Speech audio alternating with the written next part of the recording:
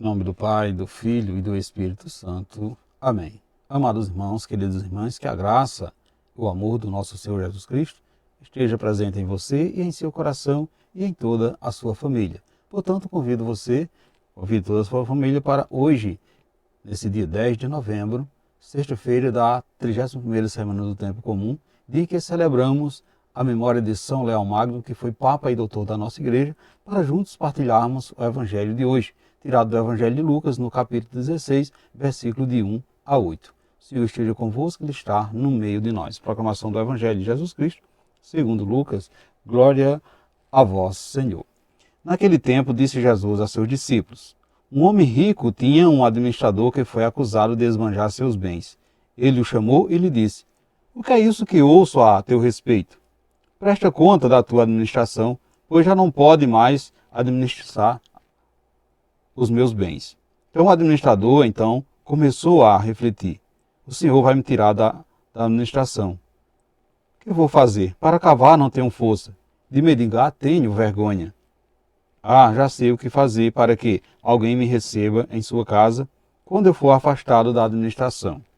Então ele chamou cada um dos que estava devendo a seu patrão e perguntou ao primeiro: quanto deve a meu patrão? Ele respondeu: 100 barris de óleo. O administrador disse: pega a tua conta, senta-te depressa e escreve 50. Depois ele perguntou a outro: e tu quanto deve? Ele respondeu: 100 medidas de trigo. O administrador disse: pega a tua conta e escreve 80.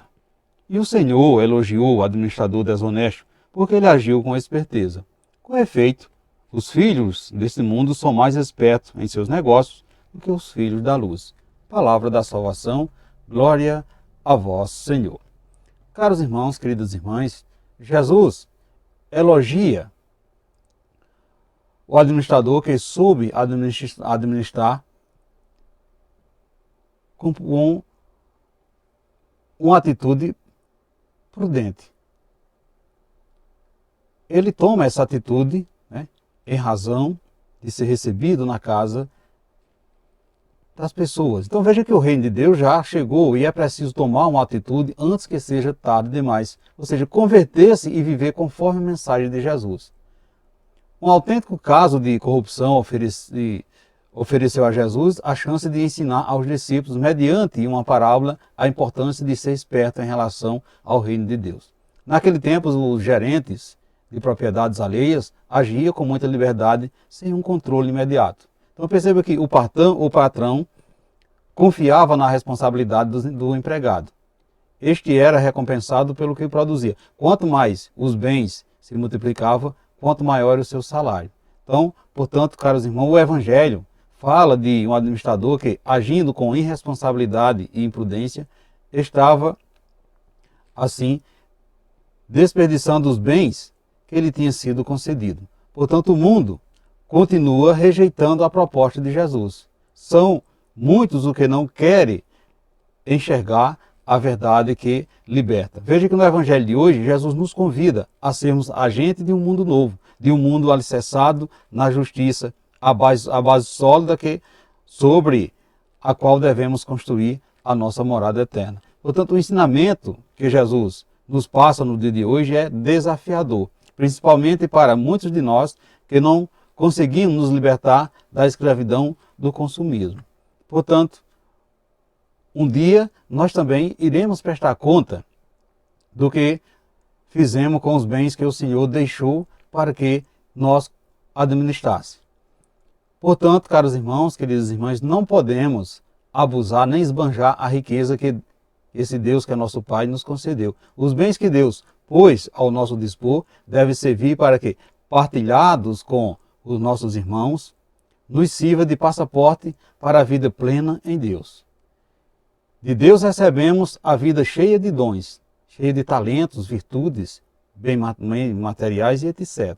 Por isso, ao contar para os seus discípulos a parábola do administrador desonesto, Jesus quis nos dar a lição de que devemos usar a sabedoria, usar a nossa inteligência também quando tratamos das coisas de Deus aqui nesse mundo.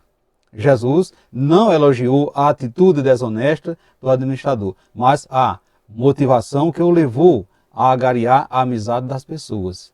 Perceba que estas pessoas são aquelas a quem nós ajudamos, com os quais nós nos solidarizamos nas horas de necessidade. Não importando tanto o tamanho do bem que nós o fazemos ou a quantia que nós oferecemos. Por isso, é a maneira como devemos, ou seja, como servimos, o nosso modo de ser, de tratar o semelhante, de acolher, de compreender, de dispensar, que fará com que nós sejamos assim recebidos um dia nos tabernáculos eternos.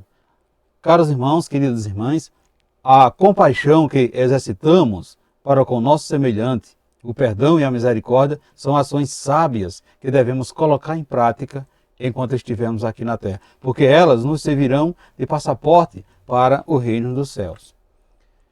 Normalmente, nós colocamos mais empenho nos negócios do mundo do que nos interesses de Deus e damos prioridade ao que rende mais aqui na terra do que o tesouro que juntamos no céu.